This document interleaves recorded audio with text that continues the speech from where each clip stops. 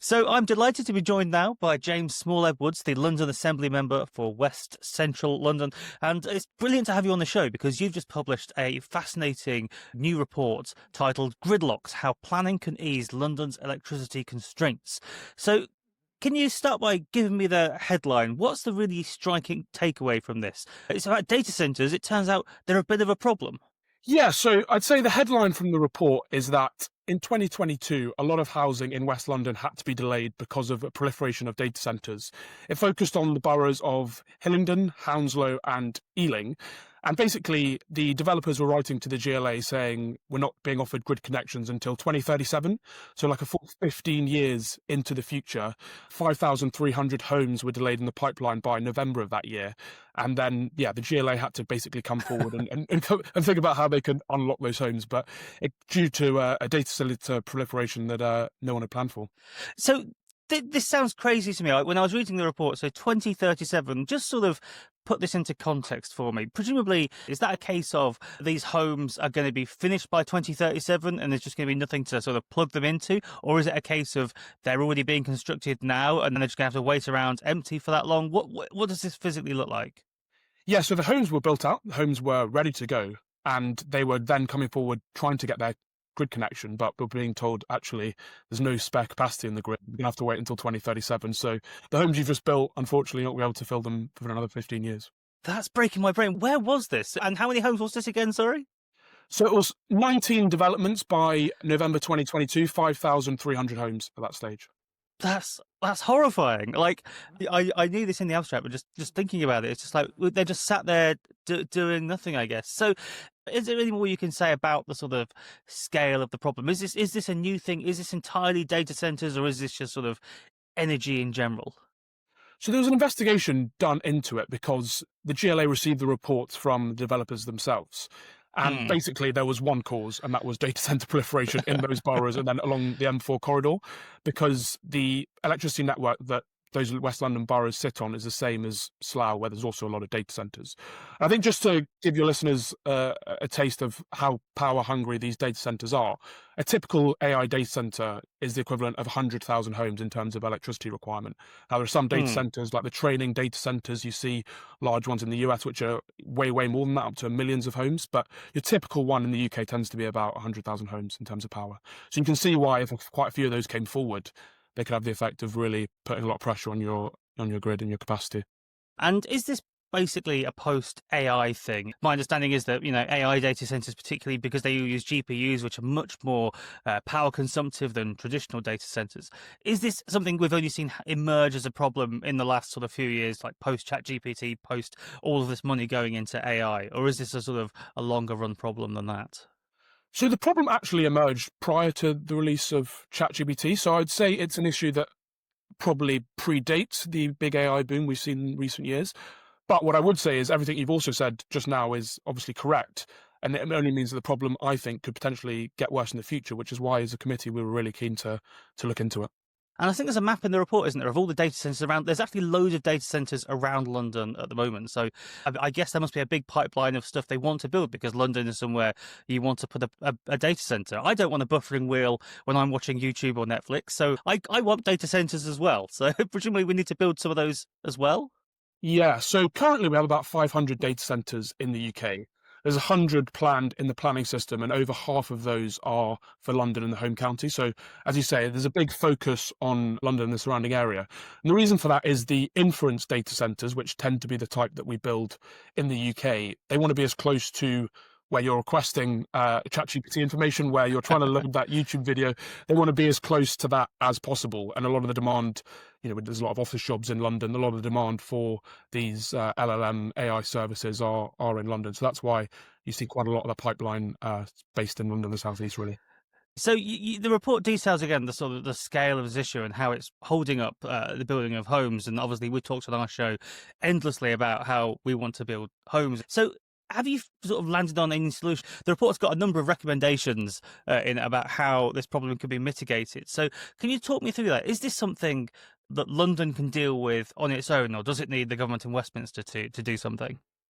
So yeah, we made a number of recommendations. I would say our three key recommendations were to have a separate use class for data centers.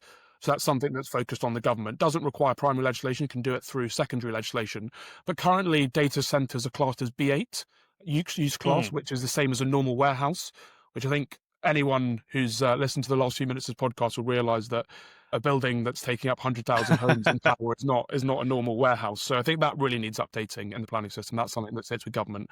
Then there are two recommendations which are more focused at the mayor and the GLA, which is to include a data centre policy in the next London plan, so that we're more strategically looking at where in the city can we accommodate these new data centres, so you don't have the proliferation you had in West London and the effects on housing that it had in those boroughs, and then also energy demand assessments from those large users. So currently, I could get planning application for a data centre, but then submit my energy requirements to the local authority once planning permission has already been given. I think that's the wrong way around, and that basically that work should be done beforehand, because it often takes 5 to 10 years for those grid reinforcements to come in. But I think as well, what's really important is that this isn't an issue that's just facing us. There's many other cities and countries facing the same problem, but in other places, it's arguably even worse. So in Dublin, since 2022, they've effectively had a moratorium on new data centres. They said their grid can't anticipate any more until 2028. I think 21% of their electricity system is currently data centres. So 1/5 of the whole country's electricity output is on data centres. And then Amsterdam has also had two moratoriums on data centres, I think one in 2018 and one in 2023. So we don't want to get to a situation where we're saying no to this, brilliant investment in new technology, which could create lots of jobs, because we can't handle it. My view is very much, and I tried to articulate this in the report, that we want new housing and new data center and AI infrastructure coming in. It seems very frustrating that, both of these things are quite good things to have. More data centers is good for economic growth, more homes is good for places for people to live. But we're in this annoying position where there's sort of a trade-off between the two because of this energy requirement. Yeah, absolutely. And it's worth adding that since the publication report, I think it was on Monday, the 8th of December, the National Energy System Operator, NESO, someone we spoke to as part of the investigation, I'd probably say the key player in a lot of this energy planning work. They've basically made some changes to the way the grid connections work. So previously, it was done on a first come, first served basis. So I put in an application. I might not need that power for another 10 years, but that power is allocated to me. And basically what that's led to is a lot of spare capacity in the system taken up by applications, for housing or for energy that hasn't been built out yet. So they're trying to change that so that shovel-ready projects are prioritised. And the government have actually made a number of changes to data centres as well, classifying them as critical national infrastructure, which hopefully should improve the issue. I don't know how much of a crazy suggestion this is, but is this a problem that London could sort of build its own energy generation capabilities outside of the national government saying, we want a new power plant here? I think a century ago, wasn't the Tube powered by its own power stations or something which were completely separate to the rest of the grid? So could we not do something like that and have like London specific power stations generating power for London homes? Yeah, I think it's a really good idea, and it's an idea that a lot of the tech founders themselves have have already hastened on. I know Sam Altman, who runs OpenAI, also owns a nuclear fission company. So, and I think Satya Nadella, who's CEO of Microsoft, has said that the biggest fear he thinks with the AI future is access to power. So it's definitely something that the founders of the companies themselves are doing. Maybe that's something the state should think about doing as well. And one of the other recommendations in the report as well, and this is fascinating, you talk about like microgeneration or like making homes more efficient and basically retrofitting social housing and other sort of low income housing and stuff to try and make it more energy efficient.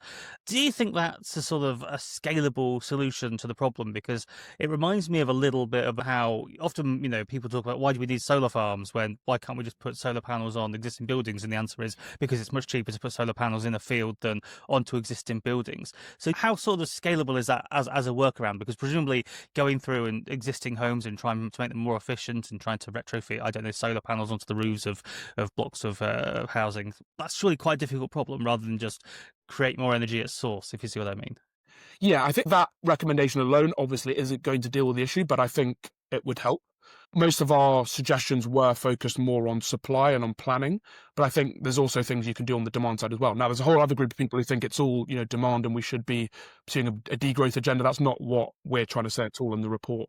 But I think insulating homes is part of a wider solution that would help. If households are requiring less electricity themselves because they're more energy efficient, they're more insulated, then I think that would have a benefit. Maybe not a huge benefit, but definitely a benefit on the capacity issues that we've seen.